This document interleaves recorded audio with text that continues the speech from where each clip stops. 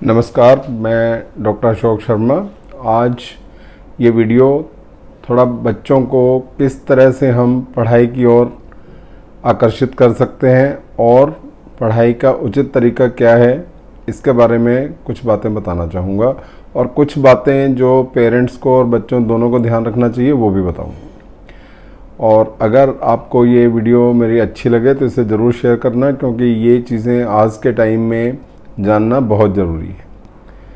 देखिए, एक टेक्निक है जिसे हम SQR3 बोलते हैं, जो कि पढ़ाई के लिए बहुत ही शानदार एक तरीका माना गया है और बहुत पुराना तरीका है। इसमें हम कोई भी जब चैप्टर या कोई भी टॉपिक पढ़ते हैं तो उसको S फॉर सर्वेइंग, उसको हमने पहले सर्वे करना है उस चैप्टर को कि उसमें क्या ऑथर कहना चाह रहा है। उसके बाद हम उससे रिलेटेड क्वेश्चंस, अगर बुक में क्वेश्चंस हैं तो हम बुक के क्वेश्चंस करते हैं, पढ़ते हैं उन्हें, एक बारी अपने दिमाग में लाते हैं कि उस चैप्टर से ऑथर क्या चाह रहा है कि हमें क्या क्या क्वेश्चंस आने चाहिए, किन किन क्वेश्चंस के हमें आंसर्स आने चाहिए। इसके बाद हम उन क्वेश्चंस को दिमाग में रखते हुए हम उसको रीड करते हैं। रीड करते समय जब क्वेश्चंस भी दिमाग में होंगे तो हम उस टॉपिक को बहुत अच्छे से समझ पाएंगे, क्योंकि हम लगातार पढ़ते समय उन क्वेश्चंस का आंसर्स ढूंढते हैं। इसके बाद सेकंड R का मतलब है रिसाइट। रिसाइट मतलब ऊंचा बोल के पढ़ना और उसका अभ्यास करना। जब हम कोई भी चीज़ को बोल कर पढ़ते हैं तो हमारे बोलने का और सुनने का एक कॉम्बिनेशन बनता है, जिससे चीज़ें याद रखना आसान होती हैं।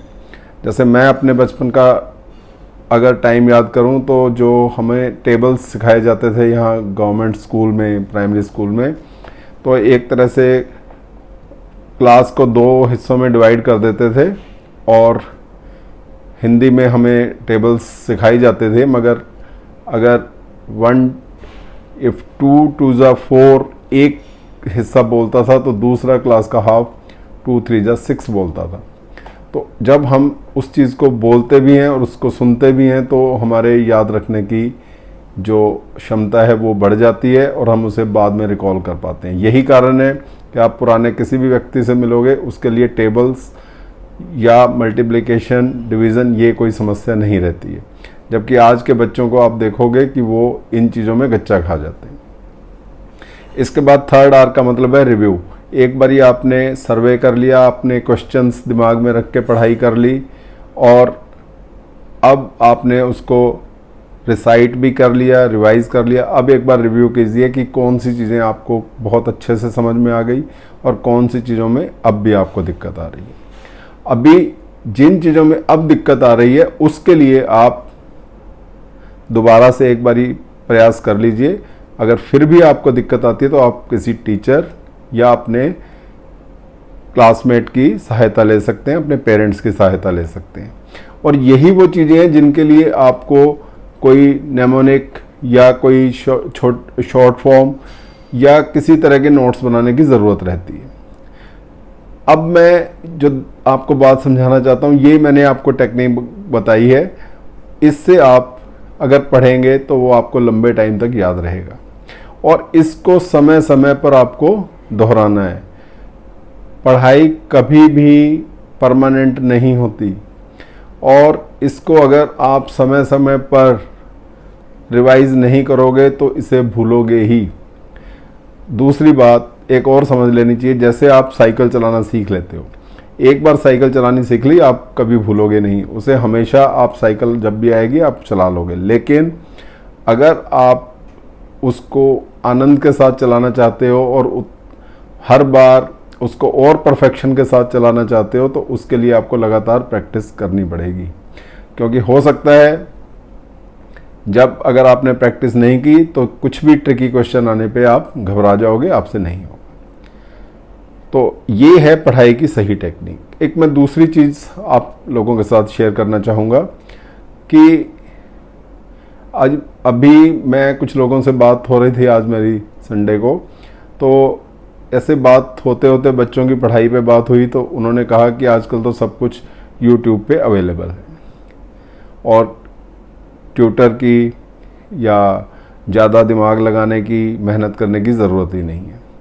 और मैं भी ये देखता हूँ कि क्लास फर्स्ट से लेकर और किसी भी कोर्स तक के सभी लेक्चर्स और सब कुछ यूट्यूब पे अवेलेबल है। तो क्या ये हमारे लिए अच्छी बात है? देखिए, मैं पेरेंट्स को और जो यंग बच्चे हैं उनको एक सजेशन दूंगा कि अगर आपने पढ़ाई की आदत नहीं डाली और रेडीमेड चीज़ें आपको मिलने लग गई, तो फिर आपका दिमाग कब शार्प होगा? अगर आपका दिमाग शार्प नहीं होगा तो उसमें नए आइडियाज़ कैसे आएंगे? और अगर नए आइडियाज़ नहीं आएंगे तो फिर आप कैसे सफल हो पाओगे लाइफ में? और देखिए, मैं आपको एक बात बताता हूँ, ये जो मोबाइल अब हमारे हाथ में आ गया, ये बहुत बड़ी पावर है। इसका अगर हम सही यूज़ करेंगे तो ये बहुत कुछ कर सकता है।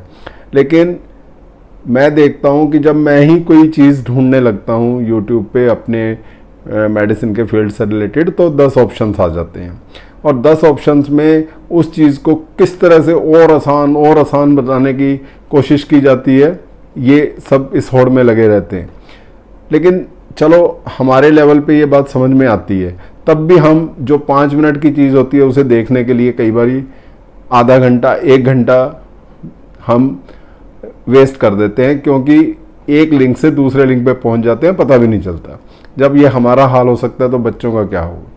दूसरी बात, अगर आप स्पेसिफिकली कोई चीज़ देखना चाहें, कोई चीज़ आपको परेशान कर रही है, नहीं समझ में आ रही है, तो आप बिल्कुल यूट्यूब का सहारा लीजिए। लेकिन उससे पहले अपना दिमाग तो इस्तेमाल कीजिए। अगर आप अपना दिमाग ही इस्तेमाल नहीं करोगे तो उसे कैसे पता चलेगा कि मैं कहाँ पर मुझे दिक्कत आ रही है, कहाँ नहीं? क्योंकि यूट्यूब पे तो होड़ लगी है कि कैसे चीज़ों को और आसान बता दिया जाए। जो बातें आपको 3 बारी वैसे ही पढ़ के याद हो जाएं या समझ में आ जाएं, उसके लिए भी उन्होंने एक्सप्लेन किया हुआ है, उसके लिए भी कोई नेमोनिक बनाया हुआ है। तो ये बातें किसी भी तरह से आपकी हेल्प नहीं करेगी। एक बात मैं और आपको बता दूं कि जो सब्जेक्ट्स, कुछ सब्जेक्ट्स पढ़ने के होते हैं, कुछ करने के होते हैं।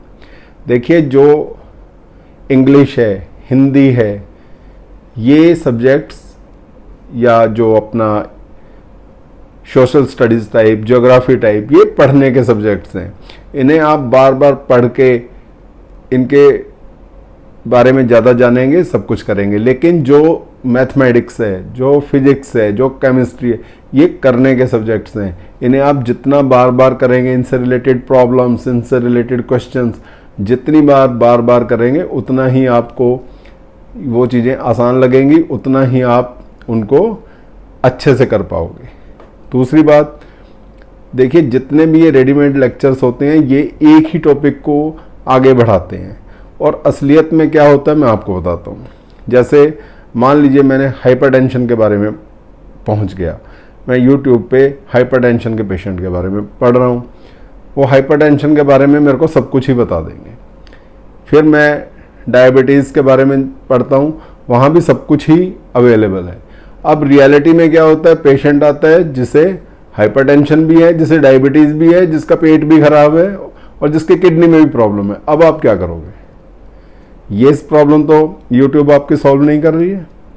इसी तरह से अगर आप यूट्यूब पे एक टॉपिक पढ़ते हो, मान लीजिए आपने कोई भी इवोल्यूशन का चैप्टर पढ़ा या जेनेटिक्स का पढ़ा, तो वो उसी टॉपिक को क्लियर करते हैं। जबकि एग्ज़ाम में, कंपटीशन में एक टॉपिक से रिलेटेड दूसरे टॉपिक को भी सम्मिलित करके क्वेश्चन पूछ लेते हैं। वो तभी आप कर पाओगे जब आपका दिमाग शार्प होगा, जब आप प्रैक्टिस करोगे। तो सब चीज़ें रेडीमेड लेने की आदत आपको छोड़नी पड़ेगी। मेहनत कीजिए, प्रैक्टिस कीजिए, दिमाग को शार्प बनाइए, तभी आप पढ़ाई में, अपने बिजनेस में, अपने करियर में आगे बढ़ोगे। रेडीमेड चीज़ों की तरफ ना जाएं। जब समस्या है तो ये एक अच्छी टेक्नोलॉजी है, इसका फ़ायदा उठाएं, लेकिन बिना वजह उन चीज़ों को जिनको आप वैसे ही याद कर सकते हो उनके लिए नेमोनिक्स बना रही, वो चीज़ें जो 2 बारी पढ़ के वैसे ही समझ में आ जाती है, उसके लिए एनिमेशन बनाए हुए हैं। वो चीज़ें जिन्हें आप 2 दिन आप अगर अपना दिमाग लगा के करोगे तो आप एक अलग ही तरह की एनर्जी से भरोगे। वो अगर आप YouTube देख के समझी तो आपको कोई कॉन्फिडेंस नहीं आने वाला। और पढ़ाई तो है ही कॉन्फिडेंस का खेल, ये पूरी ज़िंदगी ही कॉन्फिडेंस का खेल है। वो तभी आप में पैदा होएगा जब आप मेहनत करोगे, प्रैक्टिस करोगे, उसी चीज़ को बार बार करोगे। स्क्वायर कट एक गली में खेलने वाला बच्चा भी लगा सकता है और स्क्वायर कट सचिन तेंदुलकर भी लगाते हैं। दोनों के स्क्वायर कट में फ़र्क सिर्फ प्रैक्टिस का है। ये बात समझ लोगे तो फिर कोई ऐसी चीज़ नहीं है जो ज़िंदगी में आप अचीव ना कर पाओ। Thank you.